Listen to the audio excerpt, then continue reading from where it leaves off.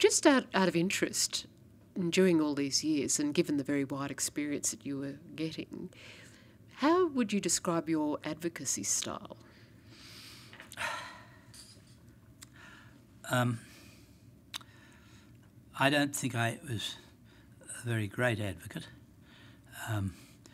I said earlier I think I was a very good cross-examiner of experts, particularly engineers. I did quite a lot of jury work, which of course is quite different from nowadays. Not all that much crime, although I did some crime, but quite a lot of civil jury work. But people like Jack Shand and my father from a generation before, they had so much jury work that their style was quite different.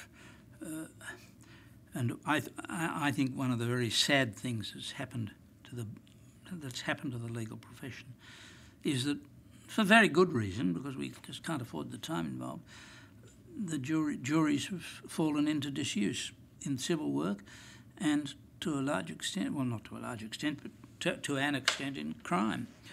And I think appearing before juries is the greatest experience one can have, and also probably the greatest fun one can have, if one doesn't mind the occasional loss when you're appearing for an accused who, as a result, gets a rather nasty penalty. But there's nothing apart perhaps from being on the stage. There's nothing quite like the excitement of a jury trial.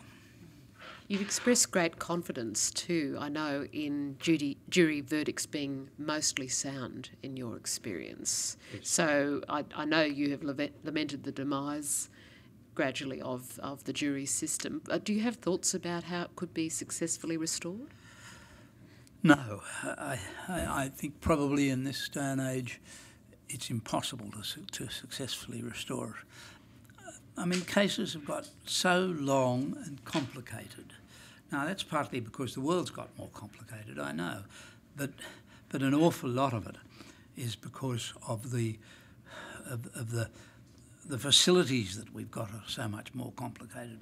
I mean, when I started, you didn't have discovery and you didn't have interrogatories in common law cases.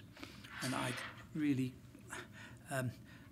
we did have, perhaps not when I started, but soon after I started, you certainly got all the expert evidence in the form of reports from both sides exchanged. But when I started, I don't think you even had that.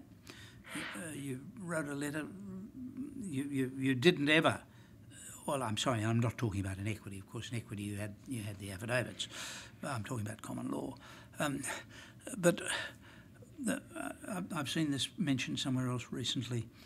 A brief in quite a complicated case in the Supreme Court, when in the 50s and 60s, would consist of wouldn't be a folder. It would be the brief folded over and tied together with a piece of red tape. It would be no more than an inch thick in the most complicated case.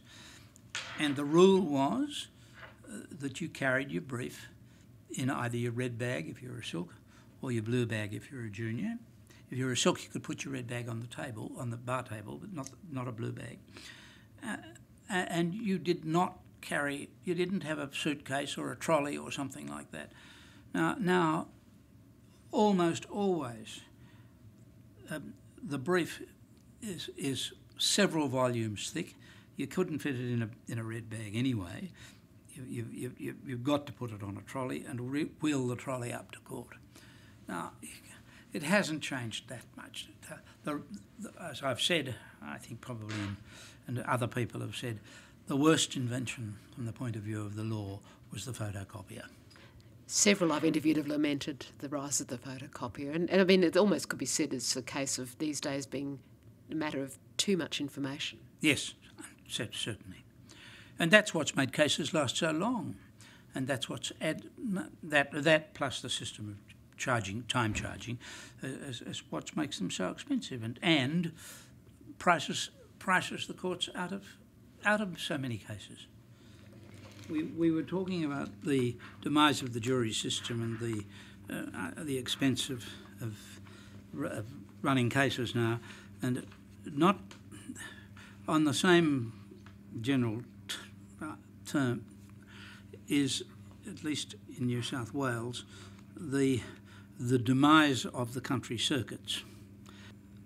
Once upon a time, the Supreme Court sat in something like probably 15 major cities through New South Wales, and that might be a bit of an exaggeration.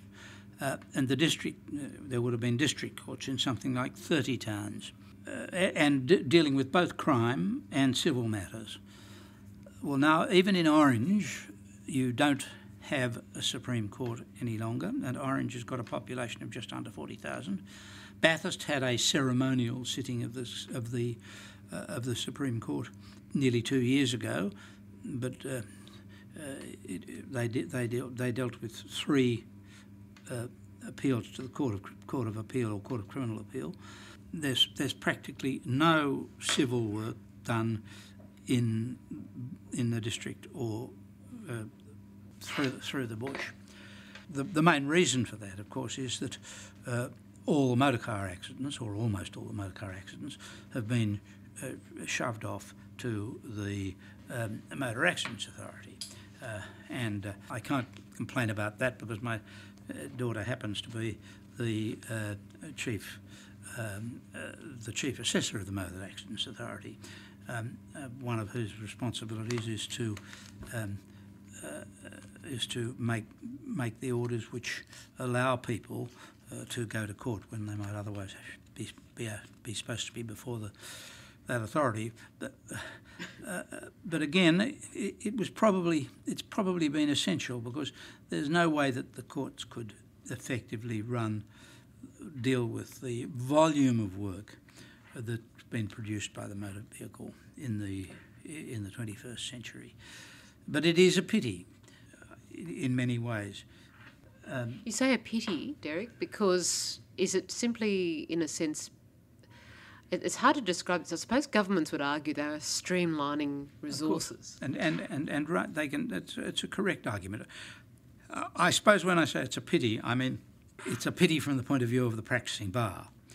Because we have practically no input into it at all. From what I see of what the Motor Accidents Authority does and what other similar organisations, workers' compensation and so forth, do, they do very fair justice, and they certainly do it more quickly and more cheaply than in open court. But it's a pity that we can't see it being done as we see in what is the important part of the court procedure, that it is public. Justice must be seen to be done. Exactly. Yes, and with the rise of judge-only trials, I suppose that's a perception that will no doubt unfortunately continue. Yes.